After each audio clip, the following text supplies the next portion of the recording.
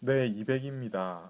200은 701년부터 762년까지 생몰연대가 비교적 정확하게 나와 있는데요. 이 사람은 역시 이제 두보와 더불어서 당대 시인의 첫 손가락에 꼽힐 만한 그런 인물입니다. 762년을 주목하셔야 되는데 755년 안사의 난이 막 이제 갈물이 될 그때쯤 이제 사망했네요. 61세 정도의 61세 정도까지 살았습니다. 그러니까 자기 할 만큼은 다 시작으로 풀어낼 정도의 시간이 있었다. 어떤 사람은 요절을 하는 바람에 자기의 시제를 다 드러내지 못한 사람이 있지 않습니까? 그 반면에 200은 그 정도는 아니었습니다. 자, 200은 그야말로 일필휘지의 천재였습니다. 두보 같은 경우에는 몇 번의 태고 끝에 시를 완성했다고 하거든요.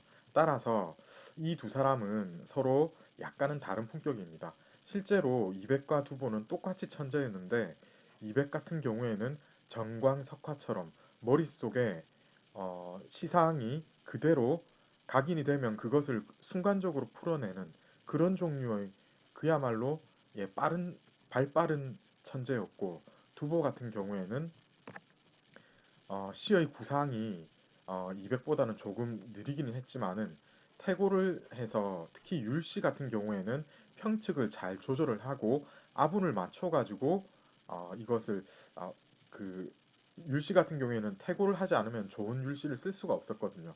따라서 두보는 율시의 명수였다. 반면에 200은 그보다는 편폭이 짧은 절구에 능했고 특히 200이 잘했던 것은 무엇입니까?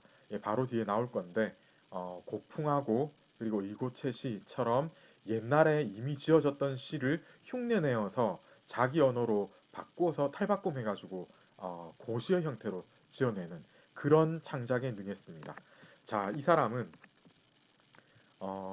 키르기스탄이라고 하는 쪽에서 이제 태어났는데 이게 이제 중앙아시아 쪽이잖아요. 그래서 어렸을 때 사천성의 성도 근처로 이주를 했는데 여러 문헌에서 이 사람의 어떤 출생 전후 그리고 이제 가문에 대해서 밝히고 있는 바가 일치하지 않고 여러 가지 설이 존재하는데 지금 음, 서구에서도 그렇고 이제 모아지고 있는 결론은 이 사람은 중국 쪽 계통하고 조금 거리가 있고 그러니까 원래 이제 한족이 아니라 약간 이제 서역의 어떤 피가 섞인 그런 사람이다. 이렇게 얘기가 되고 있습니다. 부유한 상인 집안 출신이라서 어, 이전에 다루었던 맹호영 같은 경우에는 평생 벼슬을 갈망하고 그랬는데 이백은 그럴 필요가 없었습니다. 이 사람은 원래 돈이 많았기 때문에 평생 당당하게 살았다. 이렇게 보시면 되겠고요. 이런 일화가 있긴 합니다. 칼싸움을 배웠는데 젊었을 때는 워낙 이 사람이 그 다혈질이고 이러다 보니까 칼싸움에 휘말려가지고 사람을 죽이는 일까지 있었다고 하는데 본의 아니게 그런 일이 생기게 되고 이 사람도 일이 끝나고 난 뒤에는 반성을 하게 되는데 어, 20대 초중반쯤에 동엄자라는 사람을 만나서 도교에 기이하고 이때부터 이제 시 창작의 묘미에 대해서 깨닫게 되고 시를 집중적으로 창작하는 일이 발생하게 됩니다. 자, 그리고 25세 이후에는 이 사람은 사실상 고향이라고 할 수 있는 사천성을 떠나서 강남 일대를 유람하기 시작합니다. 그러면서 결혼도 한번 하고 35세쯤 되면은 다시 더 위로 올라가서 낙양과 태원 일대를 유람하는 일을 하게 됩니다.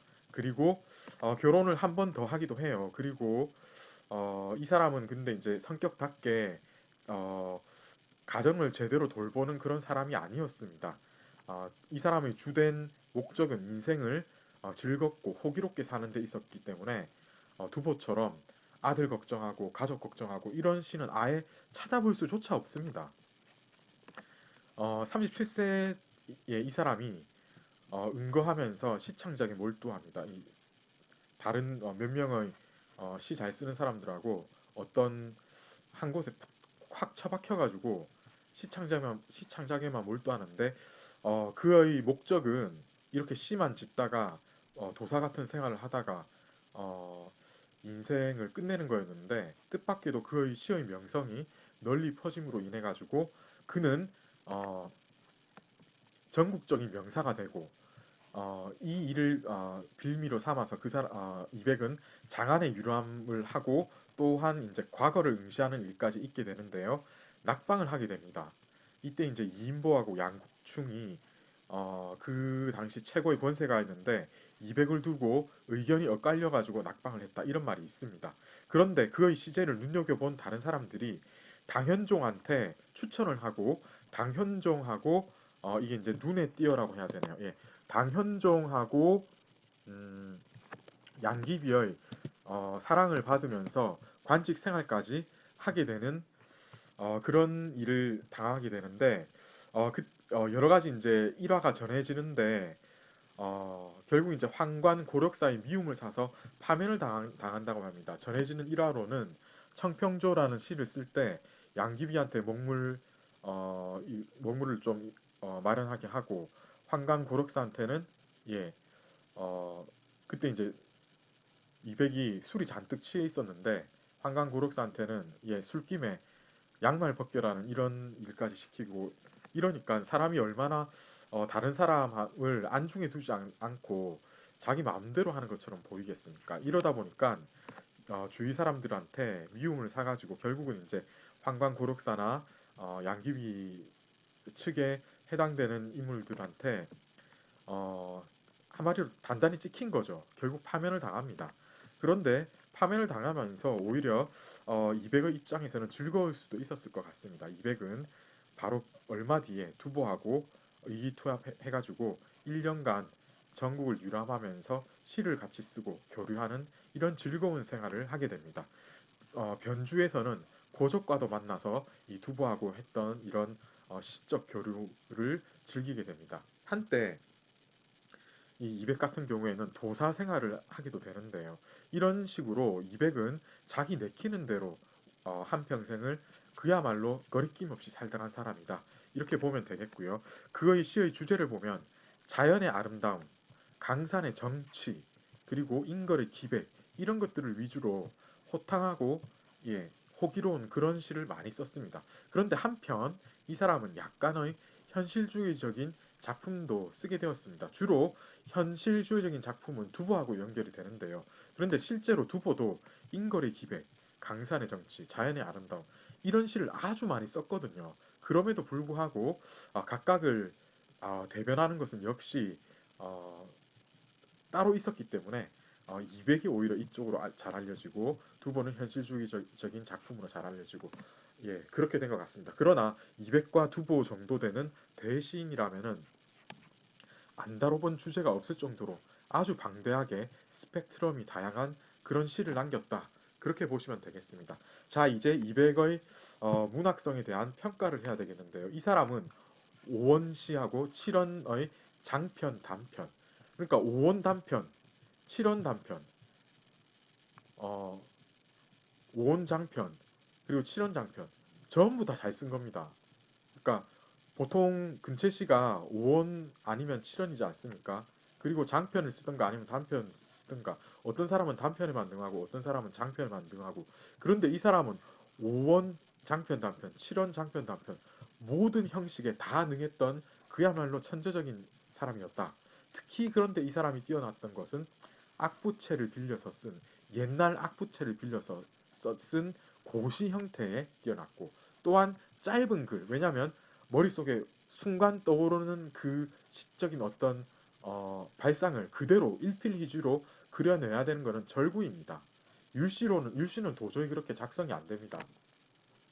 따라서 이 사람은 뭔가 순간적으로 바로 해야 되는 사람이었기 때문에 평측에 어떤 제한이 없었던 고시 그리고 짧게 끝낼 수 있었던 절구 이런 데 능했다. 이렇게 보시면 되겠고요. 이제 조금 이따 우리가 마지막 클립에서 보시겠지만 이 사람은 악부시의 제목만을 빌려서 고시로 창작하는 이런 시 중에 뛰어난 시가 아주 많았습니다. 그리고 이 사람은 조금 전에 소개해드린 바와 같이 고요하고 아름다운 산수시의 정치의 묘사에 그야말로 일가견이 있었고 또한 이 사람은 격정적이고 웅대한 악부시의 품격을 그대로 흡수해가지고 자기만의 언어로 내었습니다. 특히 이제 의고체나 아니면은 고풍 이런 시에서 여러분들이 바로 만나보실 수 있겠는데요. 이 사람의 주제적인 특징은 특히 다른 시인들에 비해서도 신선술, 노자 이런 도가적인 상상력 그리고 달을 보고 술을 마시는 이런 주제 어, 달 술 나오면 바로 200이 연상될 정도로 200은 이와 관련된 시를 많이 썼고 또한 잘 썼습니다. 독자들은 당대 독자들뿐만 아니라 요즘에 이르기까지 그의 맑고 깨끗한 성격, 자유분방한 생활을 흠모하고 공감했다라고 보시면 되겠는데요. 자, 이 어떻게 하면 성격이 맑고 깨끗합니까? 예, 이거 설명 자체가 조금 힘들 수 있는데요. 이 사람은 살인도 했다지 않습니까? 그런데 어떻게 맑고 깨끗합니까? 뒤끝이 없었다 이렇게 보시면 되겠어요. 예, 어떤 사람은 참 음험하게 뭔가 좀 노림수가 있어가지고 그런 사람도 있는데 이백은 그게 아니고 굉장히 다혈질이고 순간순간 풀고 화통하게 끝내는 이런 성격의 소유자였습니다. 그러니까 담백한 느낌을 주게 되는 거죠. 그래서 맑고 깨끗한 성격이란 그러한 성격이었다라고 보시면 되겠고요. 자, 이제 그러면 이백은 당대의 평가가 어떠했나 그리고 우리 교과서에는 어떻게 평가를 하는가 이런 것들을 봐야 되겠는데요. 하지장은 이백을 여러 사람들한테 소개한 인물인데요. 이 사람은 이백의 시를 보고 이렇게 평가를 합니다. 하늘 위에서 귀양 온 신선이다. 바로 여기서 우리는 이백의 시선이라는 그런 닉네임이 여기서 유래된다라고 보시면 되겠는데요. 사람의 재능이 아니다. 라고 평가를 한 거죠. 하지장 이 사람 자체가 정말로 당대에 보기 드문 천재적인 시인이었는데 천재 중에 천재였다고 이백을 평가를 한 겁니다.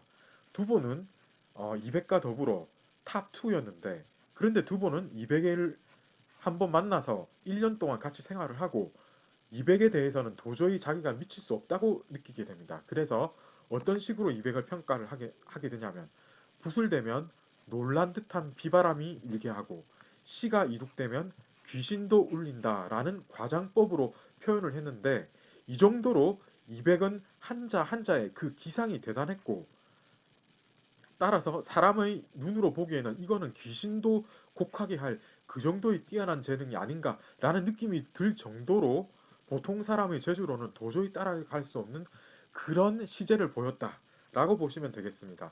다른 사람도 아니고 재주라면 둘째 가면은 시제라면 둘째 가라면 서러울 정도였던 두보가 이 정도로 평가했을 정도니까 참고로 두보가 이 정도의 극찬을 한 인물은 200 말고는 없습니다. 그 정도로 200이 뛰어났다. 그렇게 보시면 되겠고요. 우리 교과서에서도 200의 평가는 아주 최고의 최상급의 평가를 하고 있습니다. 고시와 절구는 200에 이르러 창작 기교와 의경의 표현에 있어 최고의 경지에 이르렀다. 라고 평가가 내려지고 있는 게 어, 모든 사람이 동의하는 바이다.